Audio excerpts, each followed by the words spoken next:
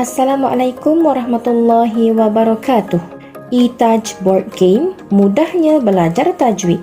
Inovasi oleh Rohani binti Ismail dan Nur Akmal binti Muhammad daripada Sekolah Kebangsaan Putrajaya Perisin 18-2. Latar belakang: inovasi Excellent Tajwid E-Taj Board Game terhasil bertitik tolak daripada refleksi sesi pengajaran dan pemudahcaraan PDPC yang lepas yang bertajuk Hukum Tajwid Mim Sakinah. Sewaktu mengajar tajuk ini di dalam kelas, guru mendapati bahawa terdapat beberapa orang murid yang kurang memahami penerangan yang diberikan. Guru membuat refleksikan diri dan bertanya kepada murid tentang isu yang dihadapi. E-Taj Board Game ini merupakan satu bentuk permainan papan yang mengambil inspirasi daripada permainan Saidina. Idea dan lakaran ini bermula pada 19 Februari 2022. Kami menjadikan idea ini menjadi realiti dalam masa beberapa bulan setelah melakukan banyak perbincangan dan pada akhirnya ia dapat diaplikasikan kepada murid-murid. Pendahuluan: pembelajaran berasaskan permainan merupakan gabungan permainan dan pembelajaran agar proses pengajaran dan pembelajaran lebih menyeronokkan berbanding proses pengajaran dan pembelajaran tradisional yang membosankan. Rola et al. 2016. Pernyataan masalah: dari segi pemerhatian bacaan, pengkaji mendapati terdapat banyak kesalahan bacaan kalimah.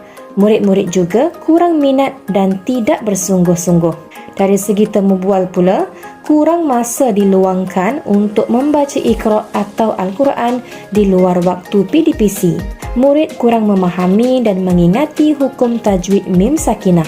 Manakala dari segi ujian bertulis, murid keliru dan tidak dapat mengenal pasti setiap jenis kalimah Mim Sakinah. Objektif inovasi: meningkatkan kemahiran bacaan kalimah yang mengandungi hukum tajwid Mim Sakinah dengan betul dan bertajwid, membantu murid mengingat dan mengenal pasti hukum tajwid Mim Sakinah dengan mudah, dan meningkatkan minat murid dalam membaca Iqra dan Al-Quran. Peserta yang terlibat ialah seramai 10 orang murid. Berikut ialah impak terhadap pemerhatian bacaan. Kita dapat melihat perbezaan yang ketara sebelum dan selepas pelaksanaan E-Taj Board Game. Seterusnya, impak dari segi temu bual. Dan berikut ialah impak dari segi ujian bertulis. Cara permainan E-Taj Board Game. Permainan ini boleh disertai sehingga 5 pemain. Giliran pemain ditentukan dengan membaling dadu.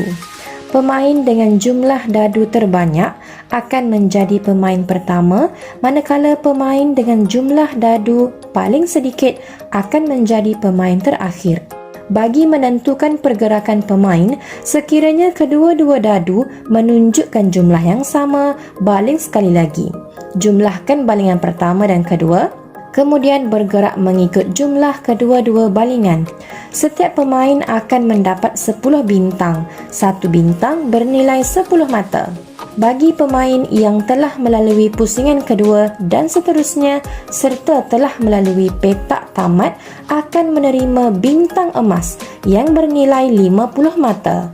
Bagi jawapan yang betul, pemain akan menerima 1 bintang dari pihak bank, manakala bagi jawapan yang salah, pemain memulangkan 1 bintang kepada pihak bank. Pemenang dikira berdasarkan kutipan mata tertinggi.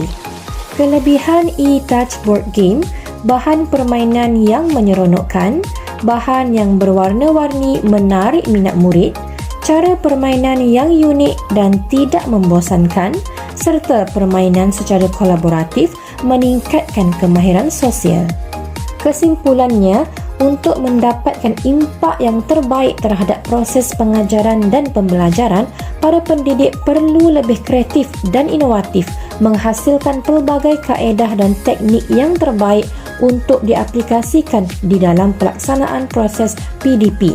Oleh itu, bagi pengkaji, penggunaan bahan E-Taj Board Game ini amat tepat bagi meningkatkan ingatan dan memaksimalkan penguasaan dan pemahaman murid terhadap kemahiran membaca kalimah mim sakinah sekaligus melancarkan bacaan Iqra dan Al-Quran.